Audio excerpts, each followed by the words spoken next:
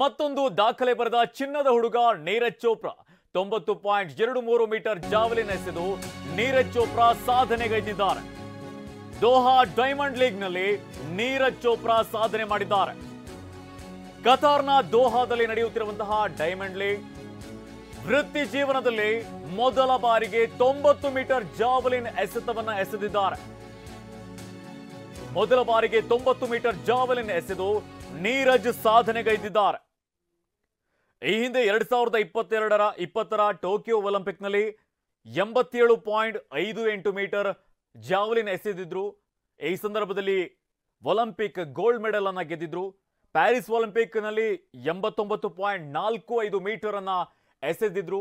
ಈ ಬಾರಿ 90.23 metre javelin ಅನ್ನ ಎಸೆದಿದ್ದಾರೆ. ಇದು ಅವರ ಪರ್ಸನಲ್ ಬೆಸ್ಟ್. ದೋಹಾ ಡೈಮಂಡ್ ಲೀಗ್ನಲ್ಲಿ ನೀರಜ್ ಚೋಪ್ರಾ ಸಾಧನೆಯನ್ನು ಮಾಡಿರುವಂಥದ್ದು. ಕತಾರ್ನ ದೋಹಾದಲ್ಲಿ ಡೈಮಂಡ್ ಲೀಗ್ ನಡೀತಾ ಇದೆ. ಈ ಒಂದು ಡೈಮಂಡ್ ಲೀಗ್ನಲ್ಲಿ ವೃತ್ತಿ ಜೀವನದಲ್ಲಿ ಮೊದಲ ಬಾರಿಗೆ 90 ಮೀಟರ್ ಜಾವೆಲಿನ್ ಅನ್ನ ನೀರಜ್ ಚೋಪ್ರಾ ಎಸೆದಿದ್ದಾರೆ. ಮೊದಲ ಬಾರಿಗೆ 90 ಮೀಟರ್ ಜಾವೆಲಿನ್ ಎಸೆದು ನೀರಜ್ ಚೋಪ್ರಾ ಸಾಧನೆಯನ್ನು ಮಾಡಿದ್ದಾರೆ. ಟೋಕಿಯೋ ಒಲಿಂಪಿಕ್ನಲ್ಲಿ ಗೋಲ್ಡ್ ಮೆಡಲ್, ಪ್ಯಾರಿಸ್ ಒಲಿಂಪಿಕ್ಸ್ನಲ್ಲಿ ಸಿಲ್ವರ್ ಮೆಡಲ್ ಅನ್ನ ಗೆದ್ದಿದ್ರು. ಈಗ ಮತ್ತೊಂದು ಸಾಧನೆಯನ್ನ ಮಾಡಿದ್ದಾರೆ.